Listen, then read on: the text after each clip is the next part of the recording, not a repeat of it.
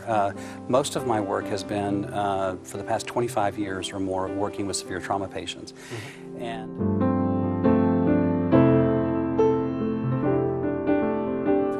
of who you are. It doesn't really help you with the spiritual piece. And what I found in working with trauma patients is that they were absolutely in a spiritual crisis as they were undergoing their traumas. And what I mean alluding to that maybe we all need to know is that trauma patients now are, you're talking about this one lady in particular, she's beginning to see more clearly who she is and what she's on this earth for and all those things after her.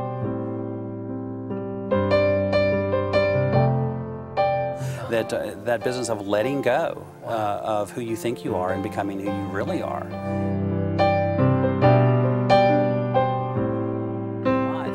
It's when we make up that we are our egos that we are stuck. I see. And that's all we are.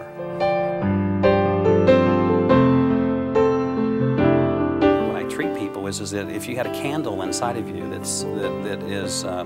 that needs oxygen to burn, there's layers and layers of ego between that candle and the outside world. Adult life, if you're going through that kind of trauma, the candle's getting more oxygen at any time since you were born. Well, that's your divinity. That's the and so for the first time, your divinity is closer to the outside world than it's ever been. It's not defended or protected or guarded. It's now open, and you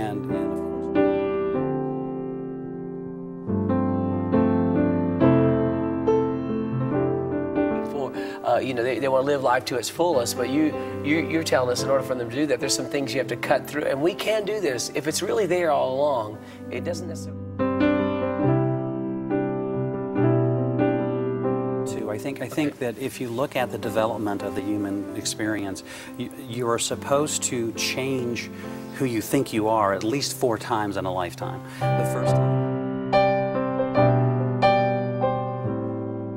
In other words, you're not just going to wake up one day because a light bulb's going to go off. Something's going to jar you into that awareness.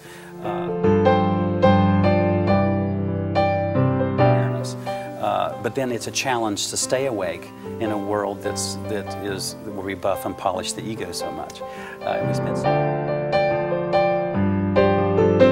1,000 thoughts a day. 60,000 thoughts a day. Of which 16,000 makes it into our awareness. That's a lot of interference and a lot of static, and of which 98% of that's the same material. As yesterday. As yesterday. That's the key. Think about it.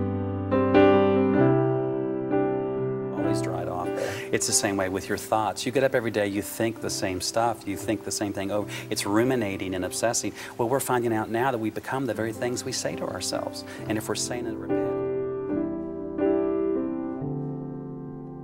Thing is, you're saying that this notion or this idea that all the feelings come from thoughts. That's really, is that fallacious? That's a great question, because to me it's which comes first, a thought or an emotion, and the answer would be a thought.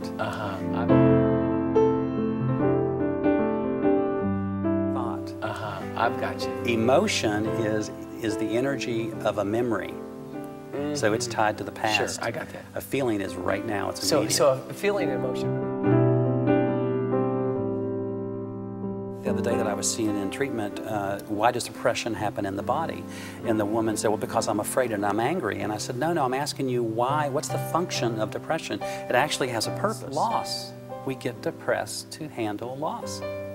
It's a portion of the grieving process. I see. And so...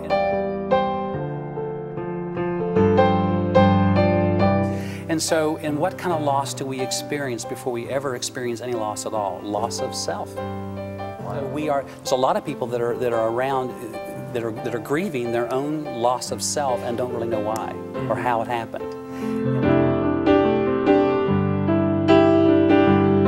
What I would give, which is my own personal answer, but it's also what I've experienced, and that is find a moral to your story. And then as soon as you get the moral, you then have a philosophy, and the philosophy for me is simple. If you got a moral to your story, pass it on. If you don't have a moral, then figure it out, because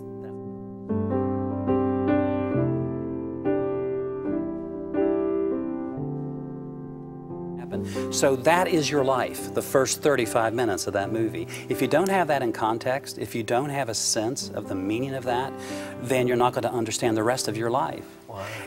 What you will end up doing is externalizing and follow the guy up front.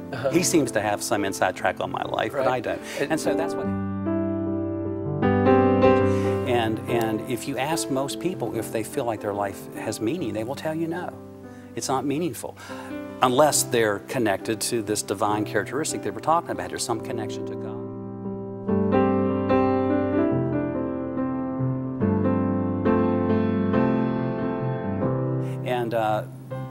But what they're typically grounded in is what they think, or what they've been taught, or what they've been cultured into, conditioned to believe, and you have to let go of some stuff. I used to say, I couldn't even fellowship with myself 7 years ago. Yeah. So if you haven't done that kind of inventory, you know you're absent.